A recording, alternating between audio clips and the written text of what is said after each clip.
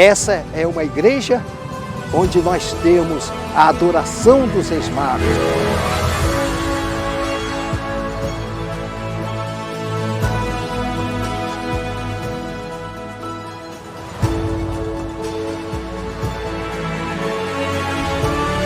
Nós estamos aqui diante de um dos maiores monumentos, né, no Espírito Santo, que é a Igreja Residência Reis Magos.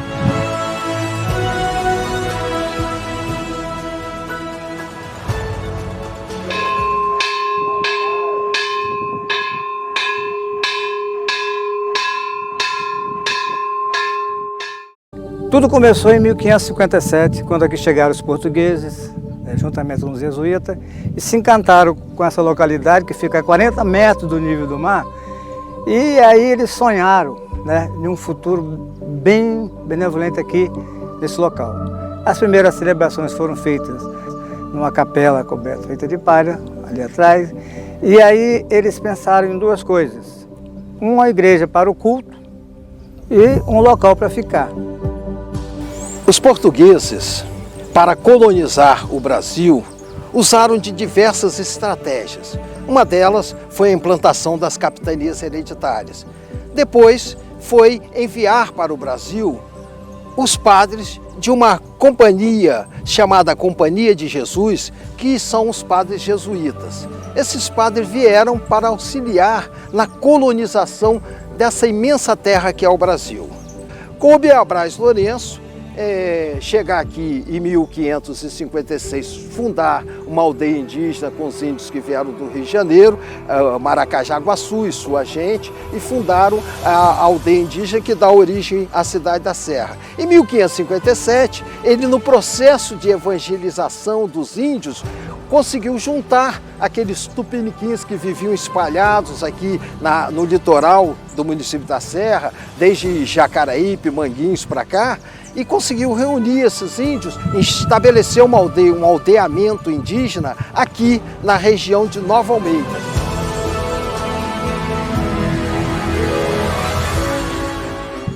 Em 6 de janeiro de 1557, ela foi então inaugurada com uma missa solene e passou a ser administrada pelos índios tupiniquins, com orientação do padre Braz Lourenço, que era o provincial, o chefe dos padres jesuítas aqui no Espírito Santo, né? E com isso foi construída uma pequena capela de sapê, com palhas, né? Com a formação de palhas no teto, uma construção rústica, onde foram iniciados os primeiros procedimentos religiosos do padre Braz Lourenço, né, e posteriormente dos padres que o seguiram. Em 1569 é iniciada então, inaugurada a construção da igreja, o lado da igreja aqui dos Reis Magos. E depois, com o tempo, vai se construindo a outra parte, a residência, que é inaugurada em 1580.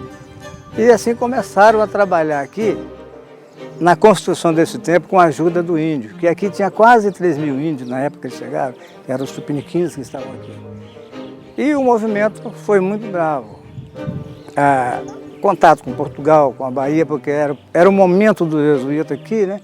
E quando chegou em 1580, a igreja, a parte do local para o culto, estava praticamente pronta. E o prolongamento foi feito com mais uns anos de trabalho. Em 1615, a igreja estava completa para a inauguração oficial.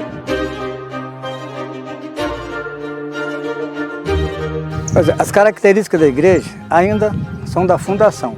Por quê?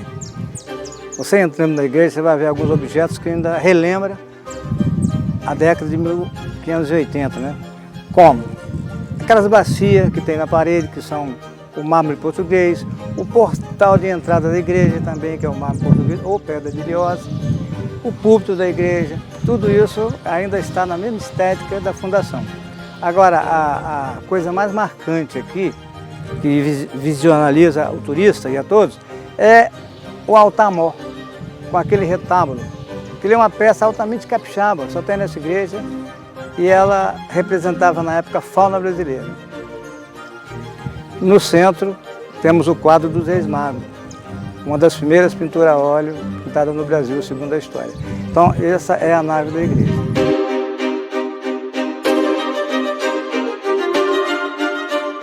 Assim como essa igreja foi montada, com pedras de Recife, óleo de baleia, pó de ostra, isso tudo foi montada essa igreja eternamente para poder revigorar o que nós estamos vendo hoje. Essa igreja secular dos Reis Magos. Aqui nós temos o suor, o sangue dos índios que fizeram a construção dessa igreja, trazendo do mar as pedras de coral.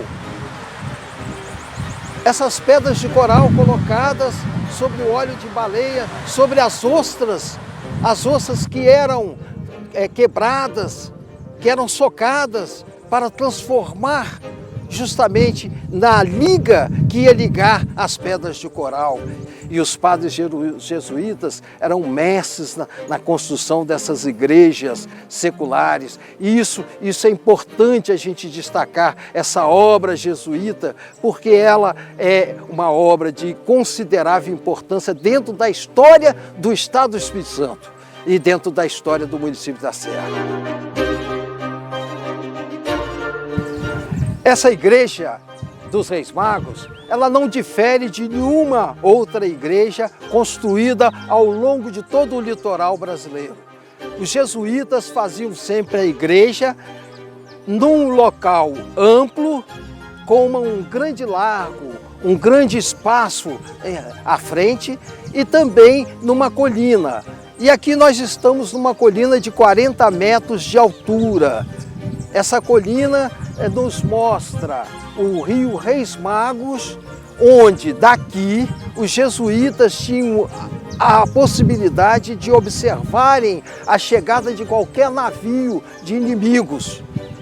E acontece o seguinte, esse rio Reis Magos é um dos rios mais importantes do Espírito Santo, porque ele é um rio que vem lá do município aqui vizinho, o município de Santa Teresa, e deságua aqui justamente aqui em Nova Almeida.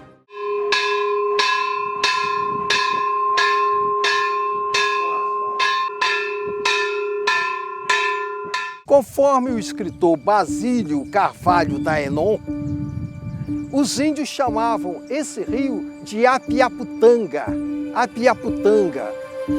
que na língua indígena, a gente traduzindo da língua indígena, significa Rio do Homem Vermelho, Apiaputanga.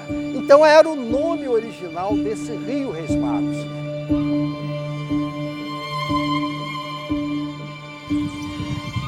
Essa igreja tem a denominação de Reis Magos em homenagem aos reis Belchior, Baltazar e Gaspar, que foram os reis do Oriente que vieram guiados pela estrela guia para justamente adorar o menino Jesus lá em Belém. Esses Reis Magos são homenageados aqui. E os jesuítas fizeram isso justamente por ser o dia 6 de janeiro, o dia da fundação em 1557, da aldeia indígena que dá origem. Nessa fundação dessa aldeia indígena é construída uma capela rústica com folhas de sapé cobrindo e depois se transforma numa igreja de alvenaria, de pedras de coral e depois a residência dos jesuítas. É essa a história dessa maravilhosa construção secular de mais de 400 anos aqui em Nova Almeida, no município da Serra.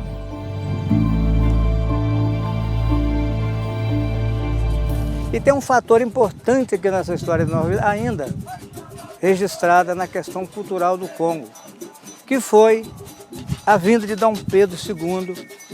E quando o Dom Pedro esteve aqui em 1860, visitando, o pessoal fez uma grande festividade com música de congo, tambor, canto e inclusive produziram aquele instrumento de casaca que o pessoal toca acompanhando o congo.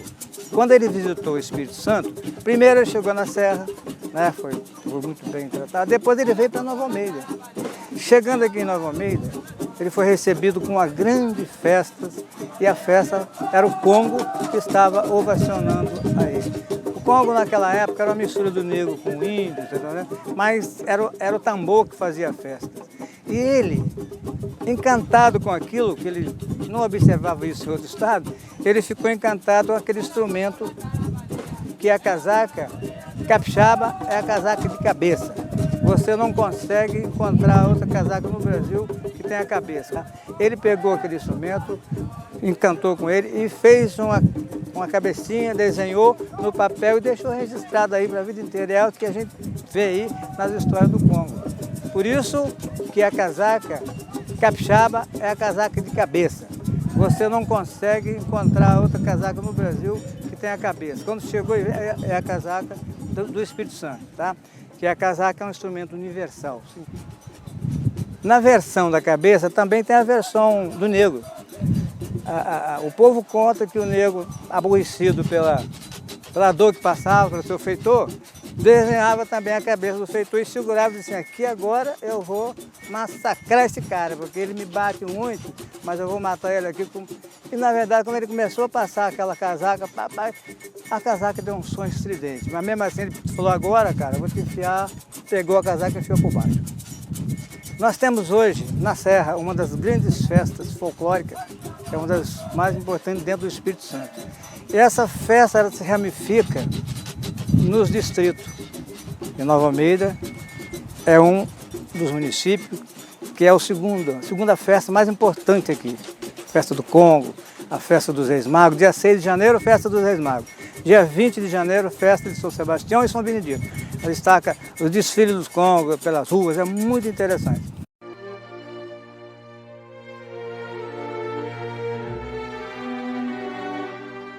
Uma das atrações da Igreja dos Reis Magos, aqui em Nova Almeida, é a estátua de Jesus Cristo parcialmente ajoelhado no momento em que ele está carregando a cruz. Essa estátua, ela é uma estátua milagrosa. As pessoas que vêm até aqui e que demonstram fé e acreditam no poder da oração, acreditam no amor de Cristo por cada um de nós, essas pessoas são abençoadas com milagre. Dizem que Santo Antônio é o santo casamenteiro.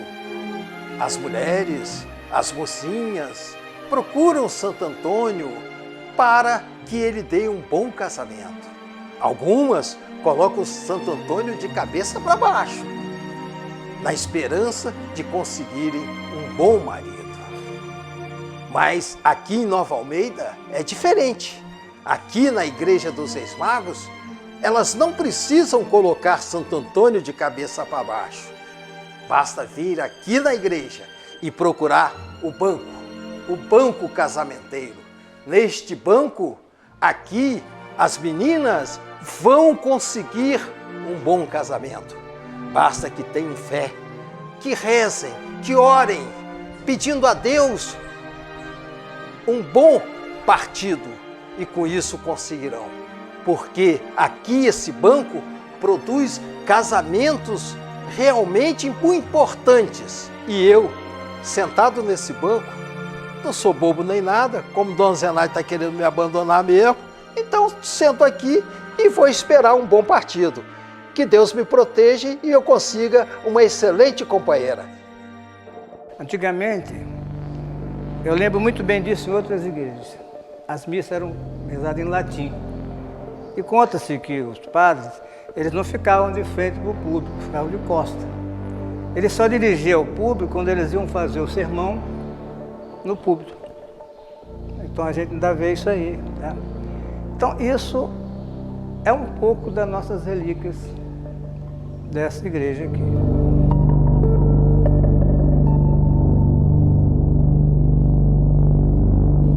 Você sabe que antigamente os padres, eles eram enterrados perto da igreja. E aqui também teve isso. Ali no portal da entrada, tem 6 a 7 covas onde foi enterrado jesuítas. E aqui, em frente do altar também, tem umas 2 covas. Então isso tudo faz parte da história também dessa igreja.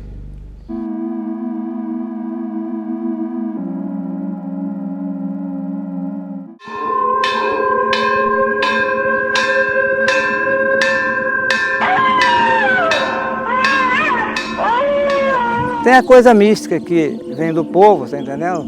São as visões que aparecem, que já apareceram, e muitas pessoas contam. Porque realmente acontecia no cemitério ter sempre aquela fumaça que saía dos túmulos, né? E isso era motivo de assombração. Qualquer grito na madrugada era um lobisomem que gritava. Então tudo isso são relatos históricos dessa igreja secular dos Reis Magos. Aqui também nós registramos vários causos, vários eventos de assombração, vários eventos que aconteceram. Há relatos de que um homem que era preso nos dias de sexta-feira, ele se transformava em cachorro e ficava uivando igual um lobo. De madrugada surgia aquele uivado enorme aqui no povoado e todo mundo ficava apavorado. O povoado tremia, a população tremia toda com esses relatos desse homem. Era um homem que ao ser preso nos dias de sexta-feira, ele à noite, madrugada, começava a uivar, parecia um lobisomem de Nova Almeida. Havia quando foi construído um túnel que saía de dentro da igreja e ia até a parte de baixo, justamente como foi feito na grande maioria de todas as igrejas jesuítas no Brasil todo. Esse túnel era usado para os padres fugirem de um eventual ataque inimigo, de um eventual ataque até mesmo de índios ferozes. Tinha também o caso dos cadeados. Os cadeados se rompiam de madrugada. Tudo isso são lendas contadas aqui. E o túnel que fazia com que o povo adentrasse no túnel para procurar ouro, porque diziam que os padres tinham deixado um monte de ouro aqui. Parece brincadeira, mas não é, são relatos, são fatos que a gente tem que dar vazão, tem que dar conhecimento para que todos saibam que essas histórias são histórias tradicionais do nosso povo que jamais devemos esquecer.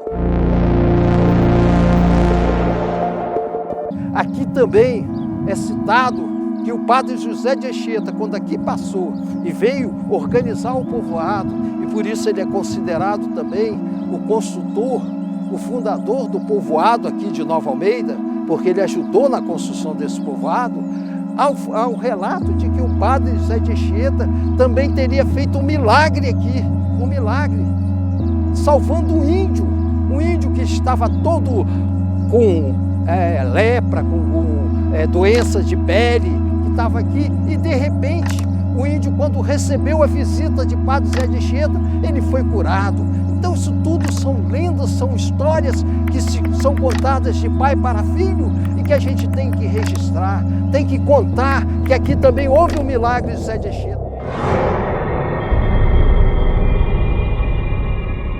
Há também relatos de assombrações. Há relatos de fantasmas, Por quê? Porque essa região, como aqui foi também um local onde foi inclusive uma cadeia, onde foram colocados negros, escravos, presos, e a morte deles era comum dentro dos presídios, porque os negros não tinham um atendimento especial, nada disso. Os negros eram jogados ao Deus dará, e eles, basicamente, a grande maioria morria, inclusive, nos presídios, depois de serem açoitados, depois de receberem as suas chibatadas. E com isso, esses negros, depois apareciam gente do povo dizendo: ouvi um negro gritando na igreja, e de madrugada saía aquele tal de fogo fátuo, que é justamente aquele fogo que vem dos cadáveres do cemitério, e como tinha aqui pessoas enterradas, saía aquela fumaça de madrugada, de noite, e eles falavam, ó, assombração ali, na igreja dos Reis Magos tem assombração. E o povo corria para cá para ver e tal, mas era um fenômeno natural, porque o corpo em decomposição nos cemitérios costuma acontecer isso. Depois de um certo tempo, a decomposição faz com que haja aquela fumaça, que é um fogo especial, denominado, né, que se fala na história. Então esse fogo era confundido com a assombração.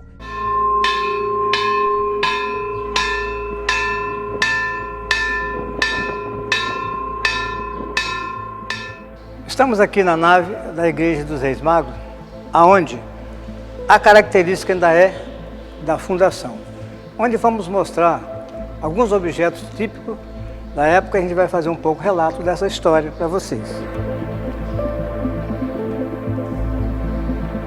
Como vocês estão vendo, eu estou aqui no altar-mor.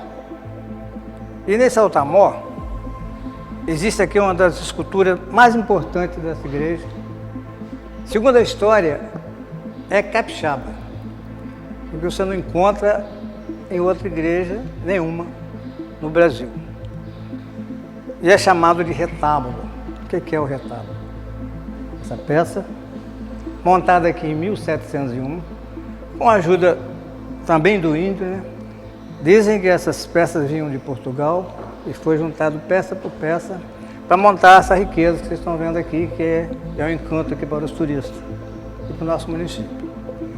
A madeira que foi feito esse retábulo é cravo e canela, tá? E representava na época a fauna brasileira, que hoje não temos mais, nossa fauna está se acabando. Se vocês observarem, vocês vão encontrar figuras de animais, planta, algumas carinhas de macaco. Tem que parar e olhar com calma. Então esse é o nosso retábulo dessa igreja, que hoje encanta o mundo. O Brasil também, né? A gente recebe aqui pessoas do mundo inteiro e sai encantado com isso aqui. Completando, né, esse altar-mor com sua beleza, temos os santos protetores, podemos dizer assim. Porque nós temos São Benedito, São Sebastião, Santo Antônio, o Santo Casamenteiro, né? E o Sagrado Coração de Jesus. Esses são os santos que estão aqui compondo esse altar. O foco maior dessa história, juntamente com o retábulo, é o quadro dos Reis Magos. Esse quadro foi pintado também pelo jesuíta, que se chamava Belchior de Paula, representando aqui os Reis Magos, né? Por quê? Pela inauguração de Nova Almeida e a inauguração da igreja no dia 6 de janeiro, que sempre focalizava a data do Dia do Santo. Dizem que esse quadro é uma das primeiras pinturas a óleo sobre madeira no Brasil. E hoje, conhecido aí no Brasil, no estado, é referência na igreja dos Reis Magos. Além disso, se você olhar o pórtico da entrada da igreja, vocês vão ver que ainda existe o mármore português, que eles chamavam, ou pedra de ossos. As paredes da igreja, você pode ver que tem umas bacias. Lá no fundo tem outra bacia. Também é o mármore português. Conta-se a história que era para preparar a água benta, aquela coisa toda. Na sacristia tem também o mármore português, numa pia, onde eles faziam o batismo, né? O teto da igreja, já observaram o teto da igreja? Se você olhar bem, parece o quê? Um fundo de navio. Era assim essa montagem de uma época. Segundo a história, os jesuítas pensavam no futuro eterno, para que o que fosse feito não se desmoronasse com o tempo. Esse ritual de enterrar padres, bispos da igreja, era uma norma da época. As pessoas importantes da igreja eram enterradas dentro da igreja. Assim como o cemitério também era bem próximo da igreja. Aqui tem uma história real. Foi feito um trabalho de escavação em volta dessa igreja, encontraram muitos esqueletos. Assim como nesse pátio verde que vocês veem aqui, também tinha um esqueleto. Isso quer dizer que pode ter sido um cemitério ali, onde enterravam as pessoas mais importantes, vou dizer assim, porque talvez até índios também, que eram índios da época, mas era um ritual e normas de uma época da história.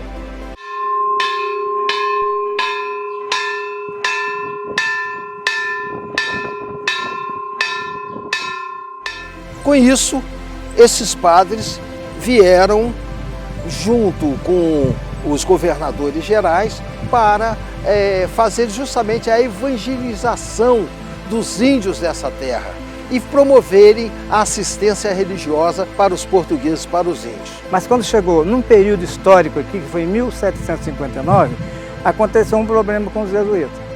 Acharam alguma coisa errada, o Marquês de Pombal com Portugal, e eles tiveram que ser expulsos. Com essa expulsão, o que aconteceu com os monumentos que eles tomavam conta? Houve um certo abandono. Não só aqui, mas no Brasil inteiro. Mas a partir da expulsão dos jesuítas, tudo mudou aqui. Aconteceu, Novo Almeida, como município, passou a funcionar aqui como se fosse a sede municipal. Foi construída, aonde era a residência, a Câmara da Vila Nova de Almeida, que era o nome. Também lá em cima aconteceu, tinha escola. Tudo aconteceu por aqui no período que Nova Almeida foi o município. Inclusive foi feita uma cadeia pública.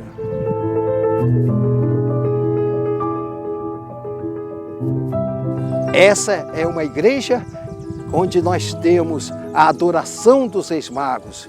E lá tem um quadro do Frei Belchior Paulo, que foi um dos grandes artistas plásticos daquela época, que vieram para o Brasil justamente para retratar e colocar aqui sobre essa adoração dos Reis Magos ao Menino Jesus. E essa secular igreja são 400 anos de história. A história aqui está nessa igreja, nessas muralhas, nessas paredes, que são paredes seculares, que mostram o trabalho na construção dessa obra para os padres jesuítas.